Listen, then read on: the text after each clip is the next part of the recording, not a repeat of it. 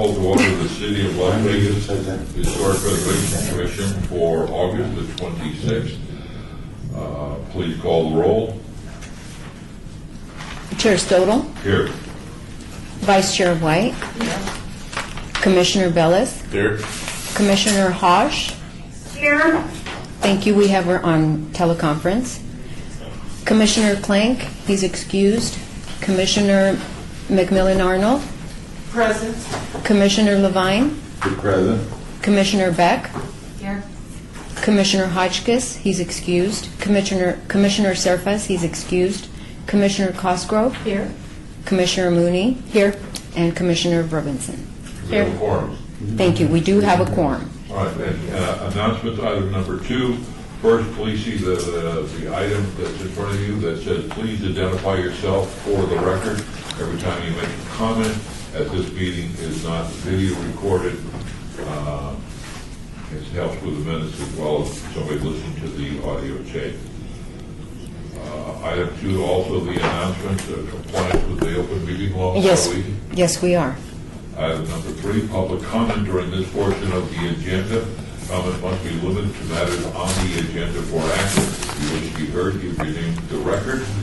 The amount of discussion as well as the amount of time any single speaker is allowed may be limited. Would anybody like to speak at this point from the general public? Hearing and seeing none, we'll move on to action item number 4. For possible action, approve the final minutes reference to the regular meeting of July 22nd, 2015. Did you all receive a copy of the minutes? Yes. Commissioner House, did you receive a copy? Yes, I did. All right, thank you. Look for a motion to approve. So moved. Colleen Beck. Do we have a second? Second. Noah. We have a motion. We have a second. Comments from the general public? Comments from the commission? Hearing none, all those in favor say aye. Aye. Those opposed? Motion carries unanimously. One other thing, the chair would like to move item number 7 to make that item number 6. Item 7 moves to item in front of item 6. We're now on item 5, which is HPC 60522, discussion for possible action regarding a scope of work revision for the 2015 Historic Preservation Fund to grant money to what would include the Huntridge Neighborhood Survey. Courtney? 1 second. Does the chairman have to read the entire header? Yes. All right, item 5, which is HPC 60522, discussion for possible action regarding a scope of work revision for the 2015 Historic Preservation Fund grant to include the Huntridge Neighborhood, generally bound by East Charleston Boulevard on the north, South 10th Street on the west, East Oakey Boulevard on the south, South 15th Street on the east, between East Charleston Boulevard and Norman Avenue on the north and south respectively, and approximately 407 feet from the center line south of South 13th Street between Norman Avenue on the north and East Oakey Boulevard on the south. Multiple APMs, multiple zone wards, 3 Councilman Crawford's Ward 3. Courtney? I wish these developers who were originally platting these things would think about how we would have to describe these in headers. This staff recommends striking this item from the agenda because we will not be able to move forward with the revised scope as proposed in this item. Unfortunately, we can't do revisions that are outside of our original program areas that we applied for, and we did not apply for survey. So what we are hoping to do is apply for supplementary funds from the Centennial Commission to move forward with the Huntridge survey using that money, and then what SHPO has recommended is that we use our $20,700 for outreach and education, which was a program area that we had originally applied for. So I hope all of you received the email I sent out a couple of days ago with some ideas for outreach. If you could just reply to me with some feedback on that, then I can get a revised scope to SHPO and we can move forward with the 2015 HPF grant. Any specific questions regarding HPC 060522? Hearing none, staff would recommending a motion to strike at this point. Look for a motion. Move to strike. Commissioner Bellis. Second. Clancy Flag. We have a motion and a second to strike. Comments from the general public? Comments from the commission? Hearing none, all those in favor say aye. Aye. Those opposed, motion to strike carries unanimously. Item number 7, we are moving up to this next item, which is a report by the planning department regarding work 72 years in Las Vegas, Dr. Sarah Knight Credit, funded by the Historic Preservation Commission Centennial Legacy Fund in 2013, Ward 5. Councilman Barlow. Courtney? If it's all right with you, Ms. Cicero, I'll just hand it straight over to you. Okay, thank you. Good afternoon. I'm Cynthia Cicero. I was the editor of this book, and I wanted to thank the commission. It's been long, kind of arduous, and we've asked for different extensions, and you've been very patient with us, so we wanted everyone on the commission to have a copy. It's been distributed to the community. It's been well received, and I hope everyone here likes it. I'm thrilled to say we finally finished. It's been a privilege for me to work on it, and I know it's not my first and last opportunity, but if anyone has any comments or critiques or... Questions from the commission? No statement, just glancing through it, I think it's very good. Thank you. It's a very good book. The copy that was in front of me had pages that were loaded up.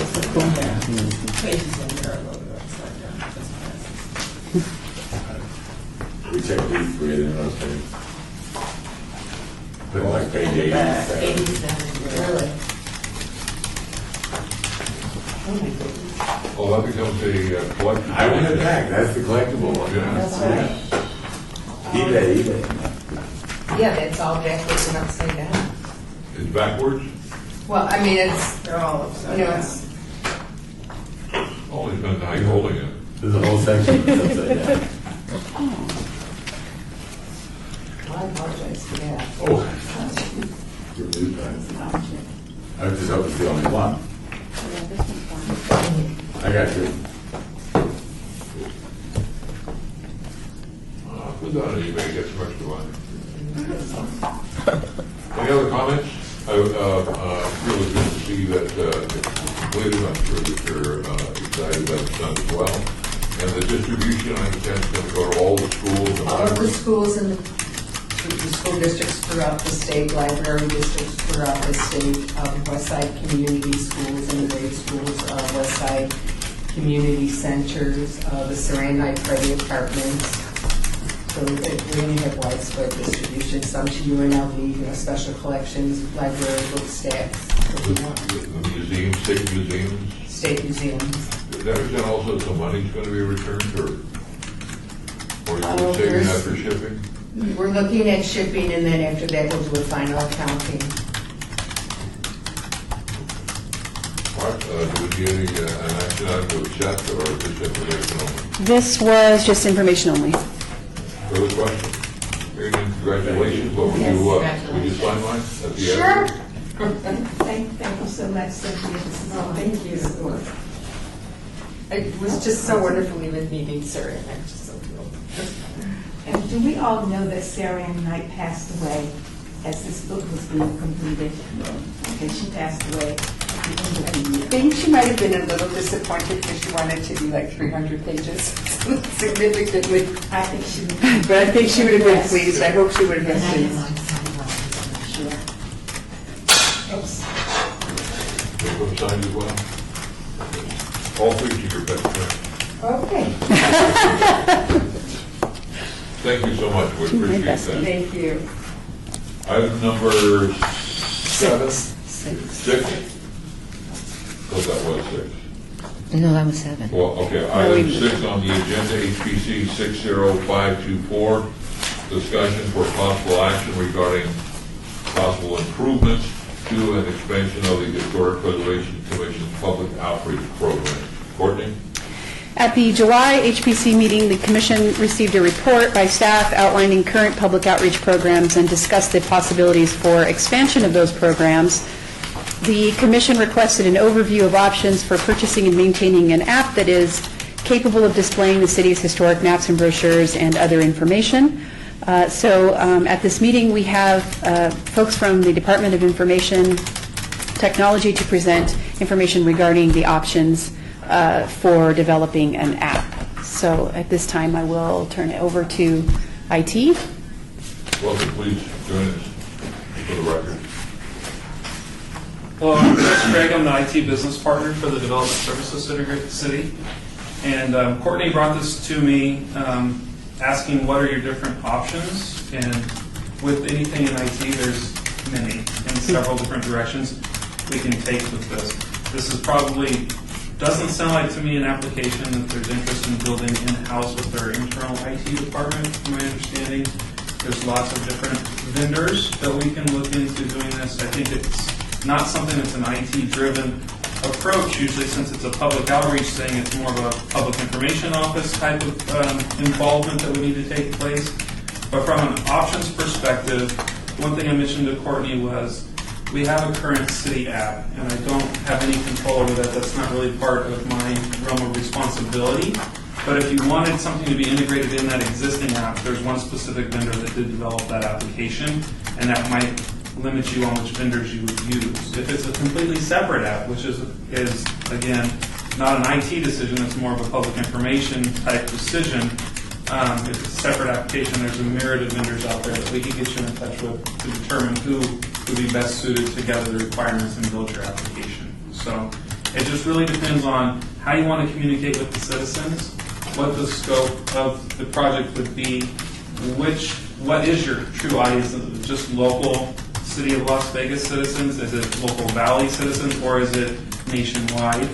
That would be something else to possibly consider, depending on if you include it in the existing application or if you develop a completely separate one. So those are the types of things that I spoke with Courtney about to think about when you're talking about developing an application for something like this. Who do you want to reach? How do you want to reach them? And then we figure out the best way to develop those, to reach those two goals. Just to start the conversation, I think we certainly want to reach visitors as well as locals. The goal would be to have an app that would be user-friendly. I know that goes without saying, but that would show us the historic sites within the community. The one that I've seen that I use is one that's, well, not the city of Reno, but the Reno Historical Society uses.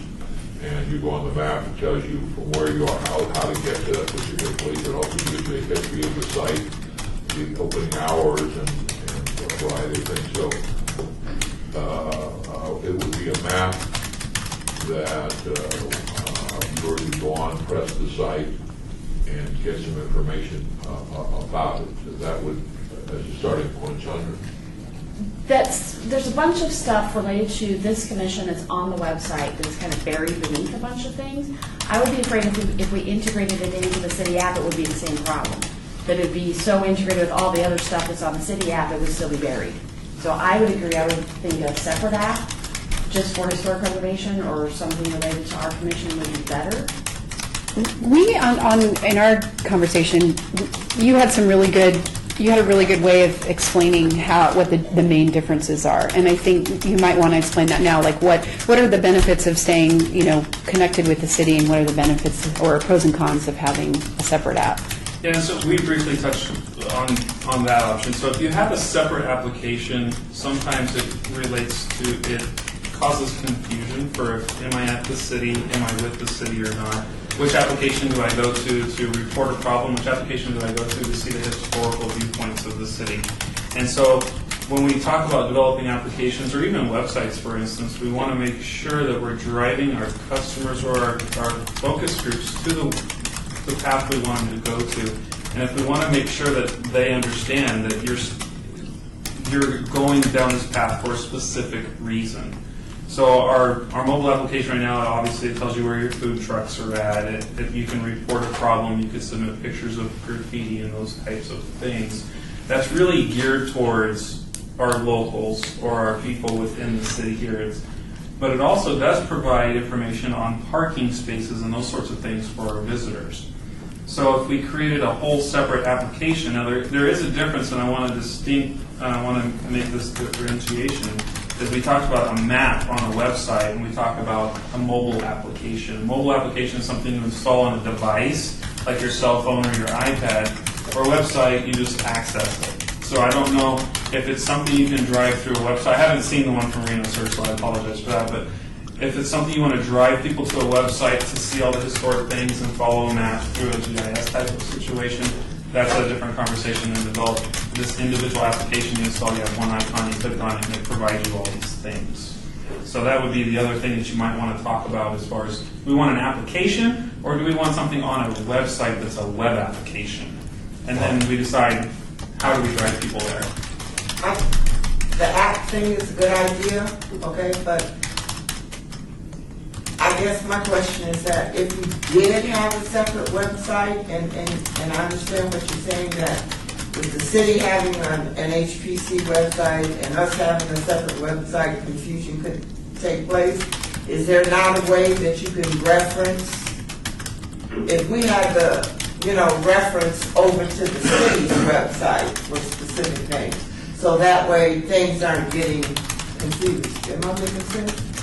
Yeah, are we, And then have an app that people could go on our website and get the app to put on their cell phone to get the map that you're talking about. Well, So I let's guess- talk about it, sort of put things in a box here.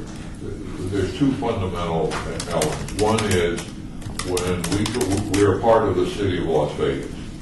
So we should be part of the city of Las Vegas' website. Within that website, I'm seeing things like the National Historic Register, those documents that are maybe 10, 15 pages or longer. The Westside School, I think, is maybe 30 pages. Yeah. So that the general public or whoever wants to access background information on historic sites in Las Vegas within the city would be able to go on there, but also see our agenda, would see all the normal things. I understand the entire city website is being redone to make it user-friendly, and so I think we're certainly, what I'm thinking about, though, is that for the app, is we'd certainly be able to click on there and get to our website, but the application would simply be something that would guide people around the community, so they've got this and they can go around and see historic sites and get some information. And if they wanted to go deeper, they could hit that and go to our website and find the 37-page report on the doc. That's where I'm coming from. And that's exactly what I would like to see happen as well. And I think we should be integrated into the city, just as I'm looking at the city app now. All right, well, I went away, but okay. But I mean, there's, service requests, parking locations, food, okay, news, social. I mean, there should be historic. Can we put a button on the main There page? should be a button on the front page. I can answer from a technology perspective. It's a possibility. What you can do with that application, I have no jurisdiction over. But Bob is right. The website is for all the deep documentation and Agendas and all that. But if I'm not being a tourist and I'm downtown and I'm going, okay, in the city of Las Vegas, what do we got? Well, let's see, I could go find a food truck, or I could go find a museum, or I could go find an historical location, or whatever. I think that should be a button on the front of the app. All right, the same way I can find a parking place. Courtney? well, and that brings up a good point, is if we could expand this into, not just historic preservation, but more a cultural related thing, and we could combine art and museums and history, and so, because we're finding that with heritage tourists, these are the things that they're interested in, there's a cross connection there, so maybe we work with the Office of Cultural Affairs and we start looking at mapping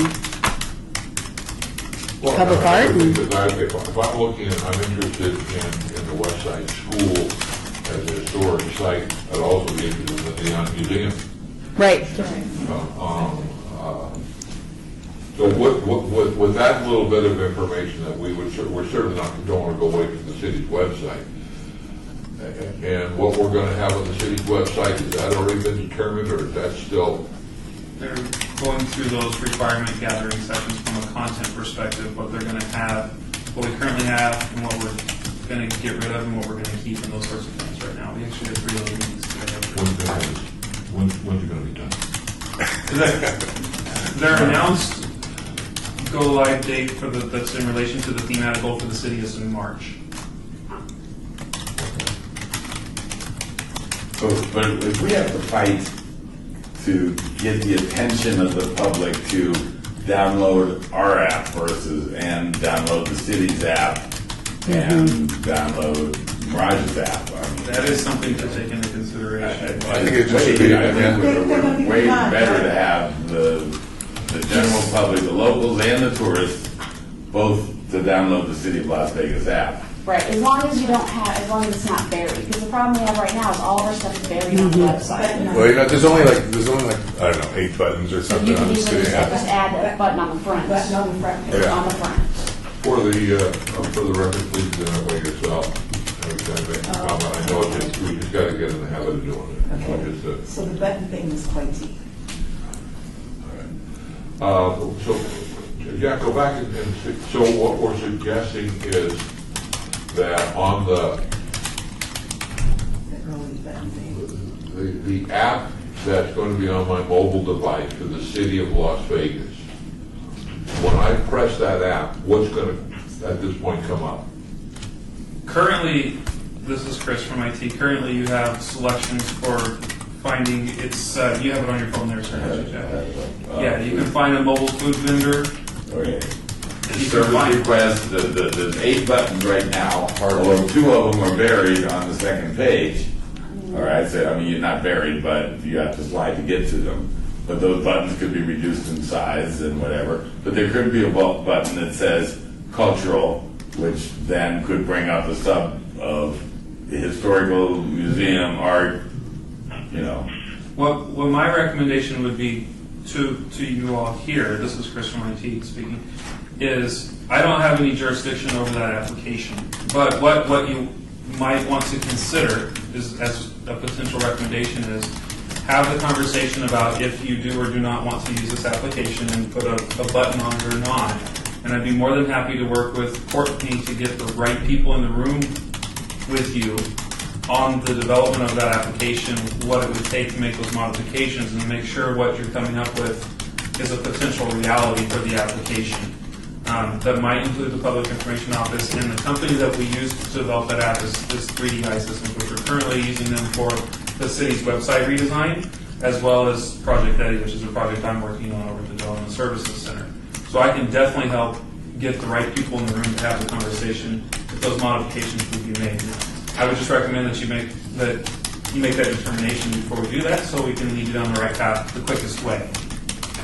Well, I just think it's going to be easier for everybody to find the city app, and in that app, find museums, culture, and history the same way you find food trucks in a parking space. People will go. Because it's about finding things That's as opposed to yeah. researching. You don't research on the app. Okay, you don't go into for further in-depth study. You just, how do I get to the museum? There is a neon museum. There is.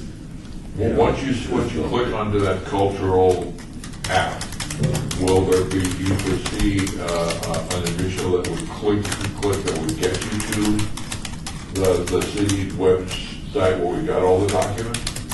That's part of the development is to say, yes, we want to link over to where they would leave the app and go to the website. Courtney, as part of the process here, trying to think what our next step is in connection with that. Do we need to meet with this group or do we need to have a vote on a motion that this is the direction that we want to go in? And just to be clear, and this is Courtney, if we talk about going with this city app, then that means 3DI, correct? This is Chris, yes, that is correct. Okay, so what we need to do today is make a determination if we want to go with that, if we want to go connect with the city app, and then also maybe just some fundamental things about what we want to see on that app. So at a bare minimum, we want a map, right, like an interactive type map that shows, what each of the sites are with maybe a little blurb and a photo. Just at the bare minimum, we put what we have right now in terms of designated historic properties on there to get it started, and then we can move forward. All right, let's get a group discussion on the specifics that we want in the motion. Bob, you have some thoughts on what this motion should contain? But I think it definitely should be with the city app. I think it's going to be too confusing. We could have another app that you're going to, and then I think, we can go through a list of all the cultural things that we have in the city, and it could just be the name. You could have the Neon Museum and then the address. You click on the address, and they could send you to give you directions, just like a lot of other ones. Phone number when it's open, whatever. I mean, even that would be great. To start off with. Carmella? This is Jamila. I have on time. But I think the app thing is a good idea again, long as it doesn't get buried. Because the whole idea of this, even with the city, I don't have a problem being with the city, is that we, the Historic Preservation Commission, we're buried under a whole lot of other stuff. So, yes, we're going to have to develop something for our app, but I don't want to see us get buried. I don't want to see us, so you put us with cultural affairs, and we come down number 20 on the list after you hit cultural. You got to go, I would like to see the Historic Preservation Commission be easily found so that you can easily make that choice. You see HPC, Historic Preservation, I don't want to be bothered. So, if you don't want to be bothered, you just push it over. But if it's there, you get it. I just don't want to see us get buried again, just like Commissioner Cosgrove said. I don't want to see that. Jack, what do you think? This is Jack. I agree completely, as long as we're not buried. And since we're just the Historic Preservation Commission saying we want our historic things, we want our historic neighborhoods, we want our National Registry properties, we want important places. I think some of the museums are part of our historic purview of the Neon Museum, the Mom Museum, and those are all history items about the city of Las Vegas. But under cultural affairs could come, and in Parks and Recreation, this could be having their same discussion. And do they want a button that says Parks and Recreation and another button that says cultural affairs, where if you want to go to So let me finish, Jack, right, that maybe the Bomb Museum and the Neon Museum, but not necessarily the Children's Discovery Museum? I don't see that. I see that as part of the cultural identity of Las Vegas, but not of the historic Las Vegas. Okay. Colleen? I agree with what everyone said. Tracy? I agree with what everyone has said, except it should be combined. The Children's Discovery Museum should not be on a separate place someplace. It should become all one. If I'm a visitor, I don't want to have to go to New York and have to go to 3 different places to find the 5 things I want to see. I want all 5 of them, or all 25 of them, on the same place, on the same app. It should not be necessary for me to find the Neon Museum on one place, Smith Center on another place, and the Discovery Museum in the Smith Center, I have to go to another place to find it. Well, this is how things do get buried. Yes. This is Jack again. If there's a button that says culture, history, and art, Okay, that's okay, it. and that's it. And when you click on that button, Perfect. all right, now you go to another page 2 that says, I want culture, museums, culture, art, history. I don't think it All has right, to be. and then they go to history, and then we go to, and then that's how things do get buried. I don't think it has to be that complicated. I think everything can be on that first screen that you just talked about, and you don't have to do all of that. There's not a lot of real estate to work with. Well, if I This is part of could, the discovery, the development Right. process. Right now, we're just kind of looking for Move into that. a motion that would get us. Correct. Let's let Chris jump in. Yes. I just- Might clarify. This is Chris Marti. I just want to be very, very clear. I am in no position to say you can make modifications to the city application. That's something you'll have to take to somebody and make the person who's in charge of the city application. I was just asked to bring options to the table. I have no say-so over that city application. Okay, I don't want y'all to go too down the path to say, Chris Marti said we can put this on the application. I am not saying that. no, I think the direction is that we would explore that as a preference, and then we can come back with more information. Yeah, this is really just kind of. Okay. Right. I just want to make sure. Right. We won't have your name in it. Yeah, This is Jack again. My recommendation would be that we kind of almost do a joint venture with Cultural Affairs Right. and That's what we said. Yeah. and that we create a button on the city app that then provides all of their stuff and all of our stuff. Couple more comments on Right, that? and I agree with you, but this is Sandra Castro. We would need to sit with the app developer and know the features of the app and how they can branch things, because there's many different ways where you can get, That all because you don't happens in ever your want to go design more than 3 requirements. clicks, yeah. Your design requirement sessions, that would happen if you go this route. So we would have to need to know just what's available on that app for them to actually do. Because it might be a feature they can easily do what you just said, and it might not be, we would have to ask them. Further comments? This is Samantha. I believe, I agree that you should probably have a map that has all of those things on it, both the cultural and the historical.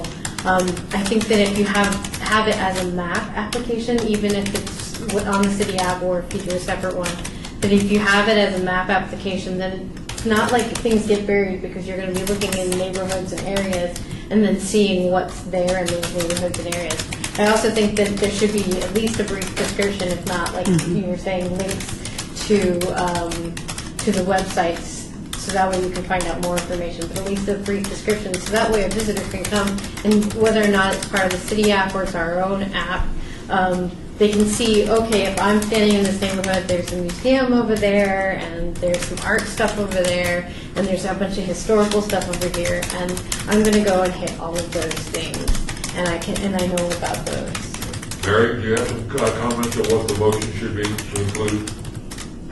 No, I agree with the consensus of things that have been said.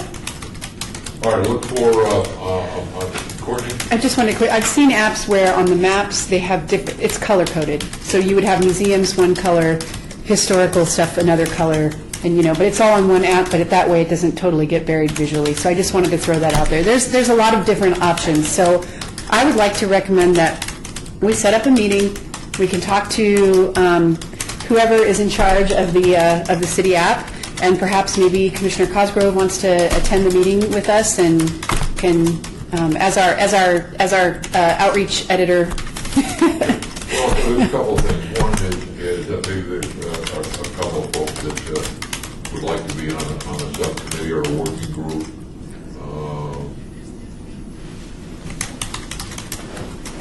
Okay. I'd be willing to be on that working group. Can't do that today, Chairman. Yeah. On my creative committee. Right. But we can talk about it because the chairman can create subcommittees on his own, but I'm just saying as part of the meeting, Right. the open meeting law wouldn't allow you to start discussing and creating this thing. But I think we'll review Courtney and I will review the bylaws. I'm pretty sure you on your own can create it, Chairman. And then we can decide how best for you to. If we were to have a any part of the discussion of the motion, is there anybody that would be We have to wait for next month. Well, you know what? Let's just do this. Let's just first of all, nobody's made a motion, so we don't. But if there were to be a working group of some sort and under some name and some guys, I would be willing to be on it. Contact the chair. If you have that, Samela, if you have that in mind, Jack, then you contact the chair. My thing is that I think Chair Stovall was trying to let Commissioner Mooney know that he would like to have more than one person meet with those people. So do we need a motion?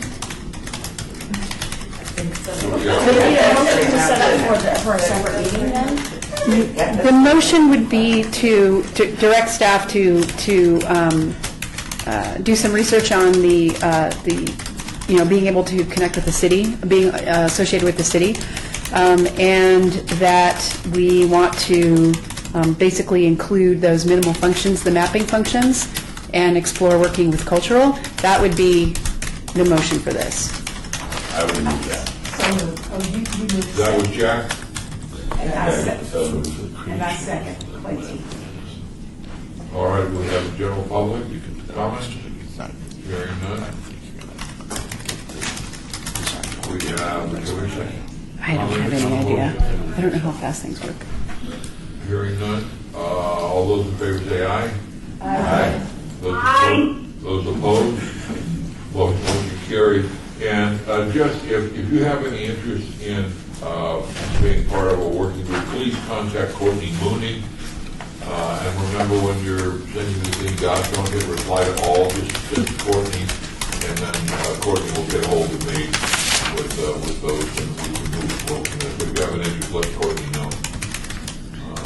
And Chairman, if for some reason we need a group discussion, we'll just set it for the next meeting. We can do that. Okay. Can this be a standing item that we just? Sure. Okay, a standing item that we put it as an agenda? I think that would be brought up during item 13. Yeah. Thank you. Yeah, it's great. It's Jack's agenda item, so it's a perfect place for him to speak. All right, we are now, thank you, and appreciate your help on that, was give us some good direction. And what is your last name? I know. Yeah, we're taking a picture of you. You're supposed to give a fake name. Wearing badges, they recommend Yeah, great. Yeah. Please don't do that. But Courtney, if you would do me a favor, if you would see if you could pull up the Reno Historic Preservation, so and maybe send it out to all the members so they can take a look at one example. All right, That's just an app, right? Yep. So we just, Number 8, report by the Department of Planning regarding administrative approval, HPC 60344, for an application for a certificate of appropriateness to replace the roof of the property located at 1249 8th Place, a contributing resource within the John S. Park Neighborhood Historic District, APN 162-03-515-090, R1, single-family residential zone, Ward 3, Bob Coffin. Staff reviewed the application for a certificate of appropriateness and found the work to be minor in nature because it is replacing existing shingles with like shingles. Therefore, the work is considered compatible with the recognized distinctive character of the building. Discussion from the commission? Hearing none. If not, either a motion, an information item. Item 9, report by the Department of Planning regarding an administrative approval, HPC 60358, for an application for a certificate of appropriateness to replace the roof of the property located at 1233 8th Place, a non-contributing resource within the John S. Park neighborhood, APN 162-03-515-093, R1 single family residence, again, Councilman Coffin, Ward 3. Again, staff found the work to be minor in nature because it's replacing existing shingles with like, and therefore the work is considered compatible with the recognized distinctive character of the building. Harry, anybody? Hearing none. Let's move to item 10. Report by the Department of Planning regarding administrative approval, HPC 60452, for an application for a certificate of appropriateness for a special use permit to rent an accessory structure in the rear yard, 705 Park Paseo, contributing resource within the John S. Park Neighborhood District, formerly occupied by Granby Handling. Staff reviewed the application and found the work to be minor in nature as it concerns the use of the accessory structure only and will not result in any exterior changes to the accessory structure or the primary residential structure. Therefore, the work is considered compatible with the recognized distinctive character of the building. Comments? Yeah, was this application for it to be used as a sub-rental? I mean, as like a studio apartment? Or? Correct. Apparently, it has been in use as that for many years. I'm surprised that prompted them to pull a permit to do anything. All right, I've never brought it up here before, but we have this going on all over the garages that have been converted into studio apartments and things like that. I would really like the city to change the zoning to allow that, okay, and to actually increase the urban density of our neighborhoods. I don't see it as a problem per se, but usually the people who are doing that avoid the city at all costs. So I was really surprised to see this, and I wasn't sure from the application whether it was for somebody to actually occupy that unit or they were renting the garage to somebody to destroy their car. So that's the question I'm asking. It was, yeah, for, I'm not as familiar with this, and so I may request Nicole Eddowes to just maybe enlighten the commission a little bit about it. But I believe that it requires this special, there's something about this stove? Yes. Yeah. Okay. And Nicole In our Eddowes, titles, sorry. Please join us. Eddowes, E-D-D. Nicole Eddowes, I'm in Plano with the city O-W-E-S. Yes, in our Title 19, there is a differentiation between, we call them accessory structures. If you just have like a bedroom, a closet, and a bathroom, that does not require a special use permit because it's not self-containing, like somebody still has to use the main home for kitchen facilities, things of that nature. What triggers it to require a special use permit is the fact that it is self-sufficient. Somebody can live there, not have to use any of the amenities in the main structure. So it is capable of being rented out as a separate residence. That requires then the public hearing for planning commission to review it to make sure it's not going to have a negative impact on the neighborhood itself. But it is the kitchen and the stove that triggers that. Barry, do you have any comment on this? No, And my understanding, the stove is the trigger factor. And Yes, yeah, because somebody could have a bedroom and they could have like a little mini fridge or a microwave. But if they wanted to do any, substantial cooking or anything like that, they do have to use the main home. So it's not a freestanding residential structure. Different than if you did have the freestanding with a full kitchen in it, it is capable to be a residence on its own. Is the city's position all along been that as long as you apply for a special use permit, we're allowing it to happen? Because that was my understanding. No, that's the reason why it's a public hearing, because we do send out the notifications, and then the commissioners do want the neighborhood's input. If the neighbors do not like, because essentially you're taking a single-family neighborhood and you're turning it into a multifamily situation, where you can have multifamilies on one lot when it was intended to just be a single family. So they do open it up to public hearing to get the input from the neighborhood. And, if the neighbors are not in favor of this or see problems with this, then they're able to express that. But we can, I would be in favor of taking it away where you don't need a special use permit, but you do have to follow, building codes and zoning, and that it be allowed within the zoning. I think it would be a very good improvement for our neighborhood. Yeah, but what you have to understand now is that you're no longer now a single-family neighborhood. You're now going to be changing the zoning from single-family to a higher density, multifamily type zoning. And is that more of a planning commission rather than historic? Well, yes, that would go through, to rezone, you would actually go through planning commission and city council. This is the first time I've ever seen anybody apply for that use permit, although I know of dozens and dozens. I believe this is part of several applications that were made regarding this property. So this is just the one that came to us. We do not need a motion on this, it's just an information item? Correct. So we did not object on the basis of restoring designation neighborhood. Right. Let's go to item 10 then, report by the Department of Planning regarding the administrative approval HPC 6045. That was number 10. That was it. That's Yeah. what we just did. Yeah, we're on I 11. thought we could do that again, just.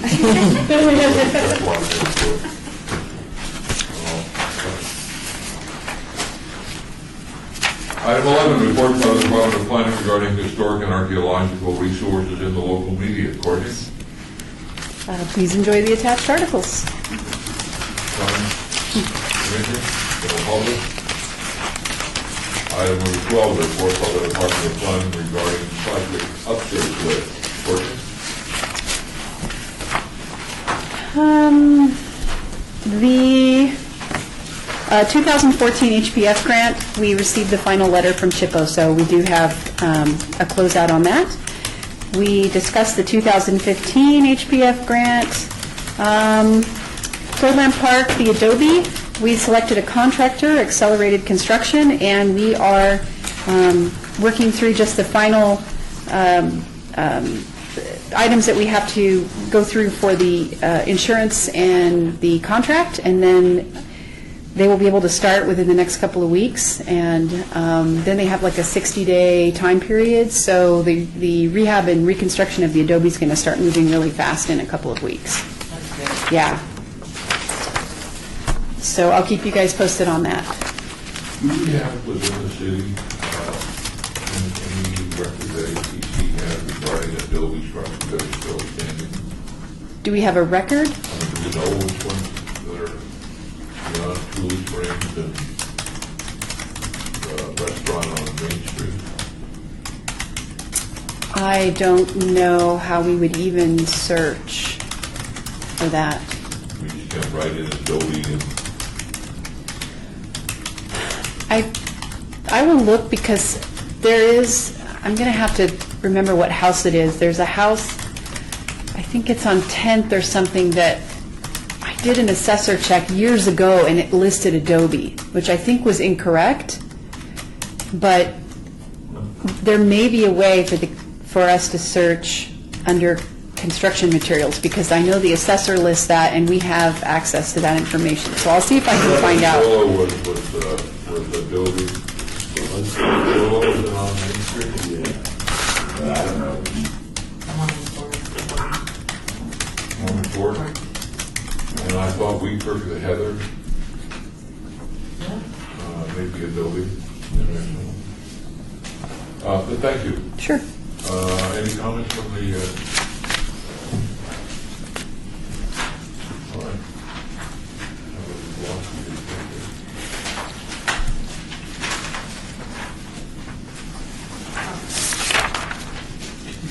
Item number 13, which is discussion regarding topics or future agenda items by the Historic Preservation Commission. Comments made during this portion of the agenda by individual commission members shall refer solely to proposals for future agenda items, and any discussion shall be limited to whether or not such proposed item or items is or are within the purview of the commission, and or whether such proposed items shall be placed on future agendas. No discussion regarding the substance of any such proposed topic shall occur, and no action shall be taken regarding the proposal. Jack? I think that the development of the app or the app that we've been discussing should be a kind of a standing agenda item or whatever is developing in that and the progress that's being made on it, without us having to post it for the next meeting and then put it off to the next meeting to discuss something that would be regular. Would you like to put on? Yeah, well, I was actually, there's two things. One is about the app. Is like, can we have whoever does make that decision of whether we can change that app? They can be here? I mean, because that would be the first stumbling block, really. So, okay, and then the other thing is, we did like a report on 801 Park Paseo. It was remodeled. I went in there. One of the planners went in there with me. They were saying that they were turning it into offices, and so I was like, that's not going to happen. So then the city visited them and stuff, but I think they're still using it as offices, and I think they're like renting out some of the rooms to multiple different families. Okay, we will do research, and that'll be an item on next month's agenda. Anybody else in the commission have an item they'd like to introduce on next month's agenda? Hearing none, we'll move to item 14, which is citizen participation. Public comments during this portion of the agenda must be limited to matters within the jurisdiction of the board. No subject may be acted upon by the board unless that subject is on the agenda and is scheduled for action. If you wish to be heard, give your name to the record. The amount of discussion on any single subject as well as the amount of time any single speaker is allowed may very well be limited. Would you like to say anything? Hearing none, seeing none, we're adjourned.